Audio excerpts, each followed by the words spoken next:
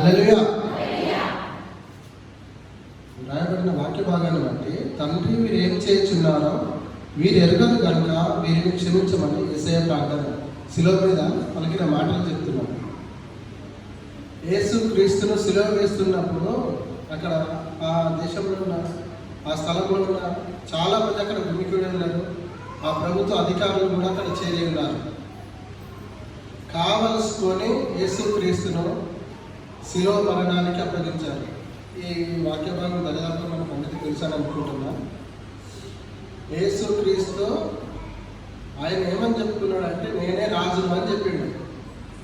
నువ్వు రాజు ఎట్లయితావో మనకు కైసరు రాజు, కాబట్టి నువ్వు రాజు అనే మాట చెప్పినందుకు ఆయనను చంపాలి అని దపదపాలుగా మీటింగ్ జరుగుతుంది అక్కడ రాజు ఎదుట.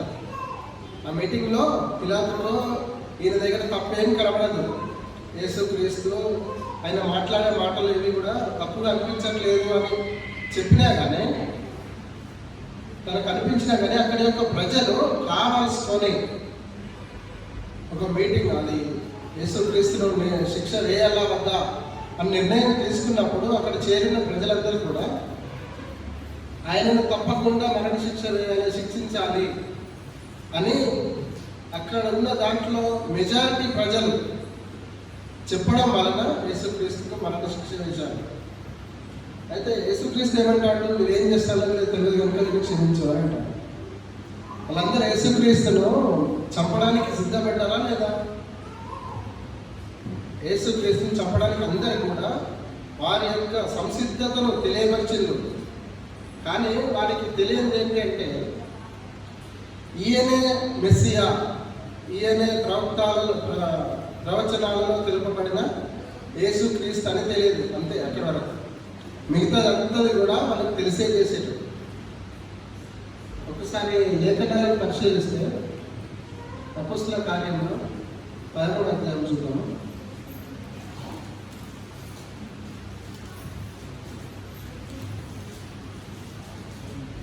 13వ అధ్యాయం 20వ వచనం. అపోస్తల కార్యంలో 13. యెరూషలేములో కాపురముండు వారును వారి అధికారులను ఆయననైనను ప్రతి విశ్రాంతి దినంలో చదవబడుచున్న ప్రవక్తల వచనములనైనను గ్రహింపక. మరోసారి చదువుతాను, దయచేసి అందరూ వినండి. యెరూషలేములో కాపురముండు వారును అంటే యెరూషలేములో ఉన్న ప్రజలందరూ కూడా వారి అధికారులను ఆయననైనను ప్రతి విశ్రాంతి దినంలో చదవబడుచున్న ప్రవక్తల వచనములనైనను గ్రహించలేదంట. గ్రహించక ఆయనకు శిక్ష విధించుట చేత ఆ వచనములను నెరవేర్చేది.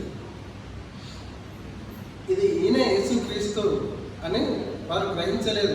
ఆయన మరణ శిక్ష వేయాలి అని ముందుండి అన్ని విధాల ప్రయత్నం చేసిండు, గెలిచిండు, ప్రజలు గెలిచారు. కానీ ఈయన మెస్సయ్య, ఈయన ద్వారానే లోకానికి రక్షణ వస్తుంది అనే సత్యాన్ని వాళ్ళు ఎరగకుండా ఆయనను శిక్షించారు. వాళ్ళు గ్రహించలేదు ఆ సమయంలో. ఇంకొక లేఖనంలో చూద్దాము, లూకాసు వార్త 1వ అధ్యాయం. ఈ లేఖనంలో ఇప్పుడు యోహాను ఎలిజబెత్ గర్భమందు పడినప్పుడు కూడా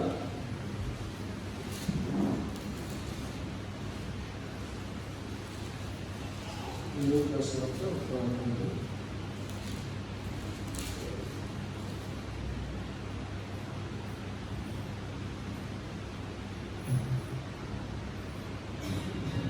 డెబ్బై 78 వచ్చినాము.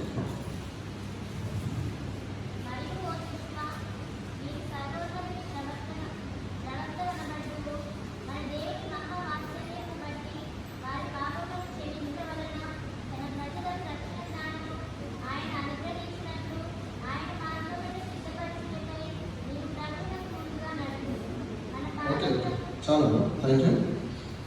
ఇక్కడ వాక్యంలో మరియు శిశువ, ఇక్కడ జకరియా తన కుమారుడైన యోహానుతో అంటున్నాడు, తన గర్భంలోనే ఉంటాడు ఇంకా. ఓ శిశువ, నీవు సర్వోన్నతుని ప్రవక్త అనబడుతున్నావు. సర్వోన్నతుడు అంటే యేసయ్య. యేసయ్యకు నువ్వు ప్రవక్తను. మన దేవుని మహావాత్సల్యమును బట్టి వారి పాపములను క్షమించడం వలన మన తండ్రి అయిన దేవుడు యేసుక్రీస్తుని ఎందుకు ఈ లోకానికి పంపిస్తాడు అంటే దేవుని యొక్క వాత్సల్యం. వాత్సల్యం అంటే వారసుని ఎడల తండ్రి చూపించే ప్రేమ. కుమారుని ఎడల ఎంత తప్పు చేసినా మనం మన కుమారులను దగ్గర తెచ్చుకుంటాం కదా, అదే రీతిగా దేవుడు కూడా, తండ్రి అయిన దేవుడు తన కుమారుణ్ణి ఈ లోకంలోని పంపించి ఆయన మనల్ని క్షమించడానికి ఈ లోకంలోని పంపించి ఆ ప్రేమను, దేవుని యొక్క రక్షణను మనకు వెల్లడిపరచండి. తన ప్రజలకు రక్షణ జ్ఞానము అనుగ్రహించినట్లు. ఇక్కడ యేసుక్రీస్తు మరణించడం వలన రక్షణ వస్తుంది. ఈ రక్షణ లోపల పౌలు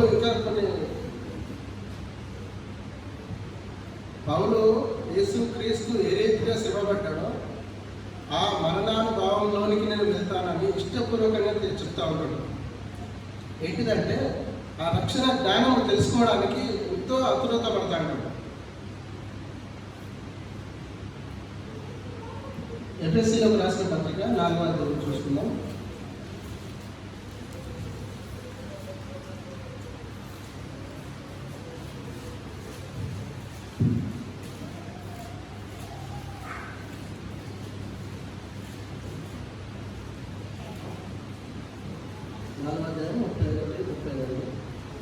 సమస్తమైన ద్వేషమును, కోపమును, క్రోధమును, అన్యాయ, దూషణ, సకలమైన దుష్టత్వమును మీరు విసర్జించు. ఈ మాట కంటే ముందు నేను ఒక మాట చెప్తామనుకుంటున్నాను.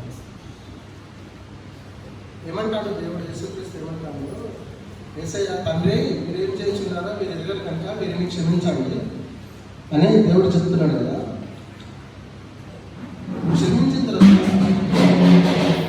దేవుడు మనల్ని క్షమిస్తాడు. మనం కూడా ఒకరినొకరు క్షమించుకోవాలి అని వాక్యం సెలవిస్తూ ఉంటుంది. క్షమించుకొని ఏం చేయాలంటే మనము మన సహోదరుల ఎడల, మన తోటి వారి ఎడల, మన చుట్టుపక్కల ఉన్న వాళ్ళతో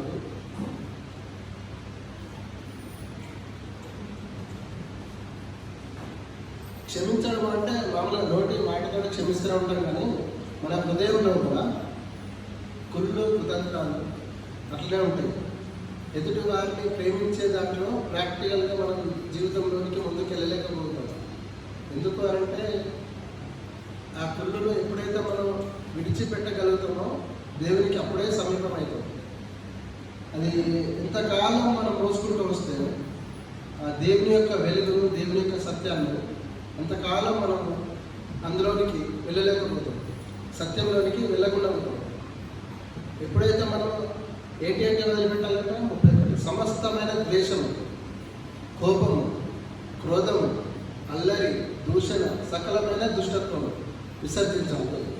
ఒకని ఎడల ఒకడు దయ కలిగి కరుణా హృదయులై క్రీస్తునందు దేవుడు మిమ్మల్ని క్షమించిన ప్రకారము మీరు ఒకరినొకరు క్షమించాలి. యేసయ్య మన కొరకు అంత ఘనము మరణము పొందినప్పుడు దేవునికి యేసుక్రీస్తు భయంతో, బాధతోటి, వేదనతోటి కొండ మీదకి పోయి ప్రార్థన చేస్తాడు. ప్రార్థన చేసినప్పుడు ఆ చెమట అనేది రక్త బిందువులుగా కారిపోయిందని చూద్దాం, తర్వాత వచ్చిన చూద్దాం. అంటే మరణించడము అనేది ఎవరు ఇష్టపడేది కాదు. నీ కొరకు నేను చనిపోతా అని అంటే తండ్రికి కొడుకు కానీ, కొడుకు కొరకు తండ్రి కానీ, తల్లి కానీ, మన తోబుట్టులు ఎవ్వరు కూడా చేయలేని పరిస్థితి అది.